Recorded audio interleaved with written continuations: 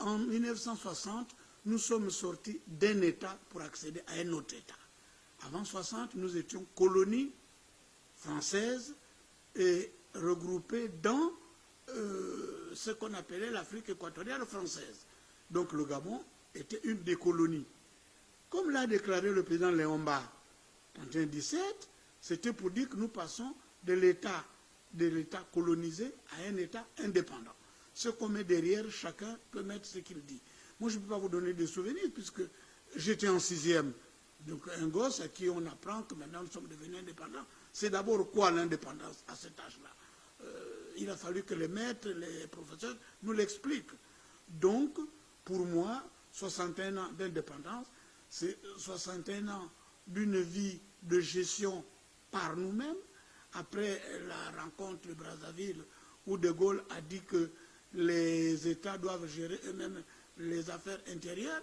Et d'ailleurs, était-ce l'indépendance, puisque dans la première mouture de ce qui nous a été servi, les affaires étrangères, c'était du domaine de la France, le sous-sol. Bon. Maintenant, en grandissant, en faisant de la politique, on peut séparer le vrai de l'ivraie. Juridiquement, nous sommes devenus indépendants en 1960. OK. Maintenant, il y a 61 ans de cela. Chaque anniversaire est un moment de souvenir pour nous souvenir de ce passage de l'état de colonie à l'état d'indépendant. La veille, le 16 août, le président Léon Mba dormait avec un état. Le matin, il se réveille, il est président de la République. C'est quand même des changements qui ne peuvent pas marquer un État, un pays et ses habitants. Moi, je n'ai pas de souvenir à vous raconter précisément parce que j'étais un gosse. En 6e, on est un enfant. Donc, c'est par la suite que j'ai compris le phénomène, que j'ai compris l'importance de la date, que j'ai compris à quoi s'attache ce souvenir. Bon, maintenant, aujourd'hui, je crois qu'à l'âge que j'ai mesuré le chemin parcouru. Je sais que c'est un jour qui marque un tournant décisif dans la vie de chaque Gabonais et de manière patriotique. Je m'associe à tout ce qui se fait pour commémorer cette date-là. Donc, c'est notre naissance à la souveraineté internationale. C'est tout ce que je peux vous dire avec le recul et l'expérience que j'ai aujourd'hui. Il faudrait que les gens sachent raison garder. J'ai entendu déjà dire, et me dire même à moi, que le fait que certains collaborateurs du président Omar Bongo, qui avaient quitté le PDG, reviennent, est-ce qu'on revient au parti unique? Moi j'ai dit non, et non tout de suite. L'hirondelle ne fait pas le printemps. Nous sommes nés dans un système de multipartisme. L'UDSG d'Obama, le parti du président Léon Mba, nous sommes nés sous un régime de partis multiples. Comment va naître le parti unique? Quant à l'exercice du pouvoir, au contact du pouvoir, à l'apprentissage du pouvoir, le président Bongo va se faire conseiller par les sages de l'époque en disant, Monsieur le Président, votre problème, c'est qu'il y a plus de 40 ethnies au Gabon. Ces 40 ethnies se retrouvent dans des partis politiques. Si vous voulez avoir la paix, faites un seul parti avec tout le monde. Hélas, pourquoi le président Bongo l'a-t-il fait par décret? Il aurait dû réunir toute la classe politique en disant, on fait un seul parti. Tout le monde donnait ses arguments, on finirait par s'entendre en disant, on fait un seul parti. Malheureusement, ça a été fait par décret. Et les autres partis qui n'ont pas accepté d'être dissous par décret sont rentrés dans la clandestinité. Les partis comme les Morena sont nés dans la clandestinité. Pourquoi? Parce qu'il y avait une loi qui interdisait l'existence de notre parti. Donc, le fait que ceux qui ont entouré le président Bongo aillent aujourd'hui au PDG, qui sont les premiers amours de tout homme politique aujourd'hui, ça ne veut pas dire qu'on revient au parti unique. Le parti unique a été pris par décret, par une loi. Il était interdit de faire un autre parti dans ce pays. Donc on ne peut pas dire que le fait que certains collaborateurs rejoignent leurs premiers amours ou bien acceptent de travailler avec le régime en place pour le bien du pays, que ce soit un retour au parti unique. Il faut faire la différence entre un État et un parti politique. Donc là-dessus, je suis catégorique. Nous ne sommes pas dans un processus de retour au parti unique. Les individus sont les individus, les hommes restent les hommes, avec des penchants de haut, de bas, des affinités. Ça ne regarde que les gens qui acceptent de faire le parcours qui sont le leurs aujourd'hui. Je l'ai fait moi-même. Je l'ai fait. J'ai créé le POUP. Quand après avoir conféré pendant au moins une semaine avec le président Bongo, Bioremba et moi-même avons décidé de retourner au PDG, nous l'avons fait. Donc il n'y a rien d'extraordinaire, il n'y a rien de nouveau là-dessus. Bon, moi je n'ai pas de jugement à apporter. C'est une chose que j'ai déjà faite. Je ne peux pas condamner ceux qui le font aujourd'hui. Sûrement qu'ils ont conféré, comme je le fais moi, longuement avec le président Omar Bongo, pour prendre des décisions qui sont aujourd'hui les leurs. Donc, je crois qu'il faut savoir séparer les choses. Je ne crois pas qu'il faille mélanger les partis politiques, l'État, l'indépendance. Non, il faut mettre chaque chose à sa place, lui conférer l'importance et l'intérêt que cela peut avoir aux yeux de l'ensemble des Gabonais. C'est une victoire à une politique à laquelle j'ai participé, la création de ces parcs. Et heureux de constater que le nouveau président, qui a succédé au président Omar Bongo, a mis un point d'honneur à développer les écosystèmes, à défendre la faune, à défendre la forêt, à se mettre en première ligne dans la bataille du climat. Moi, je peux dire que c'est une victoire pour le Gabon, c'est une victoire pour les Gabonais, c'est une victoire pour ceux qui ont initié cette politique. J'étais ministre du Tourisme quand on a créé les différents parcs. Bon, aujourd'hui, le pouvoir en place a développé cet intérêt par l'entretien, la prise de position dans les organes internationaux pour défendre le climat. Le climat, c'est nous tous. Donc le Gabon ne peut que s'enorgueillir de voir que l'UNESCO a reconnu qu'un de nos sites puisse être classé patrimoine mondial de l'UNESCO.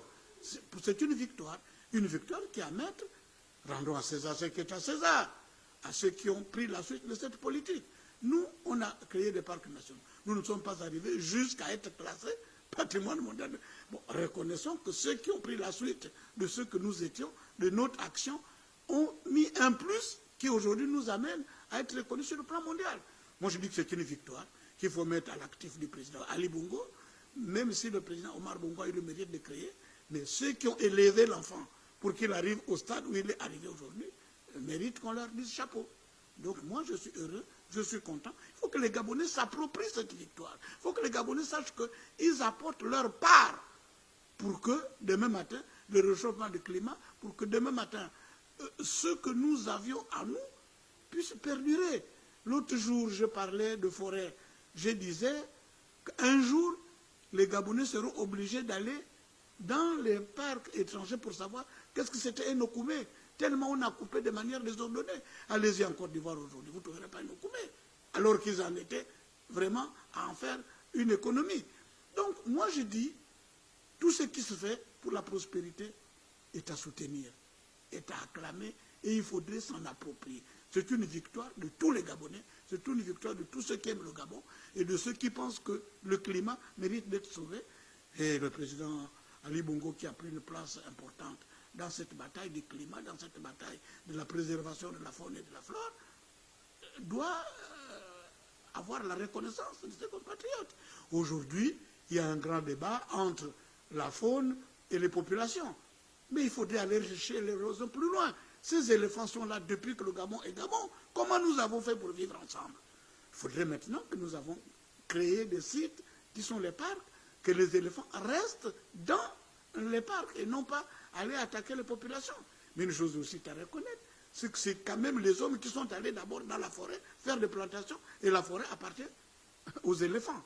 Donc ce qu'il faudrait, c'est initier une politique qui fasse la part des choses entre, d'un côté, les Gabonais qui doivent vivre, qui sont notre priorité, et de l'autre côté, les résultats de cette politique de préservation de la faune qui amène qu'aujourd'hui, les éléphants, les hommes, les tigres et tout, ne puissent pas faire bon ménage. Ça existait dans d'autres pays. C'est à nous d'initier les mesures qu'il faut, d'encadrer à la fois nos populations et les sites où nous avons parqué ces éléphants. Il ne faudrait pas que demain matin, pour qu'un enfant gabonais puisse voir un éléphant, qu'il aille d'abord dans un parc étranger. Donc, je crois que c'est une politique qu'on peut la concevoir. Il y a une équipe en place, elle doit pouvoir prendre des mesures qui font en sorte que les éléphants puissent vivre dans leur coin, les Gabonais dans notre coin. Ce qui s'est passé à Mekambo, je crois que c'est bien à Mekambo, est regrettable. Pourquoi? C'est une bavure de policiers. Ce n'est pas un éléphant qui est rentré dans la maison pour aller attaquer quelqu'un. Il y a eu des mesures à prendre qui n'ont pas été prises. Bon, ça va. Mais c'est notre administration. D'après ce que je sais, le rapport qui m'a été fait, puisque j'ai reçu une délégation des responsables de Mekambo qui m'ont fait l'économie du dossier. De ce que je sais, c'est que ça aurait pu être évité si les gens s'étaient contentés de faire le travail pour lequel ils sont payés. Bon, maintenant, on ne va pas jeter le bébé avec l'eau du bain. Ceux qui sont allés faire le travail sur place et qui ont dérapé jusqu'à avoir des coups de feu et tout, bon, c'est les nôtres. Ceux qui sont en face, c'est des Gabonais. Ceux qui sont là-bas, c'est des Gabonais. Notre rôle, le rôle des politiques, le rôle d'un gouvernement, c'est de faire en sorte que les uns et les autres personnes ne se sentent lésées, que notre politique consiste à faire en sorte que les éléphants vivent au Gabon, ils sont protégés d'une certaine manière. Les Gabonais, parce que c'est notre priorité sur les éléphants, notre priorité sur les animaux que nous protégeons, eux, les Gabonais, n'en souffrent pas de cela. Et je vous dis, c'est une politique à concevoir. Et on peut le faire. Nous allons actuellement, pour commémorer une date qui a fait de nous ce que nous sommes devenus aujourd'hui, c'est-à-dire, au moins sur le papier, ça dépend des appréciations des uns et des autres, un pays indépendant qui compte dans le concert des nations. Et il faudrait que nous souhaitons d'abord de bonnes fêtes à tous les Gabonais. Nous sommes tous associés. Souhaitez bonnes fêtes à vous les médias, parce que vous n'êtes pas le quatrième pouvoir, comme on le dit. Vous êtes le tout premier. Parce que si vous n'étiez pas là, on ne saurait pas. Et ce qu'on pense, et ce que l'on fait. Donc, bonne fête à la télévision régionale. Bonne fête à tous les Gabons. Bonne fête, moi je suis le chantre de la réconciliation nationale. Réconcilier les Gabonais entre eux d'abord, entre les Gabonais et leurs dirigeants, entre les Gabonais et leur passé, pour mieux préparer l'avenir de ces mêmes Gabonais. Voilà ce que je voulais dire. Bonne fête à tout le monde. Bonne fête du 17 août. Merci beaucoup. Merci.